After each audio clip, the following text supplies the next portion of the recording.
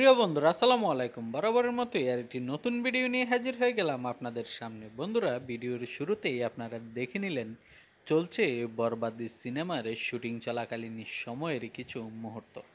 বন্ধুরা, বরবাদ সিনেমার শুটিংয়ের শেষ ফাইটিংয়ের যে দৃশ্যগুলো ছিল, সেখানে আমরা যে দৃশ্যগুলো দেখি, যেগুলো পেট থেকে আসলে কিভাবে ব্লাড বের হয়, মানে ছুরি যখন বের করা হয় তখনকার যে দৃশ্যটা, সেই দৃশ্যগুলো আমরা সাকিব ভাইয়ের শুটিং টাইমের মুহূর্তগুলো দেখতে চলেছি।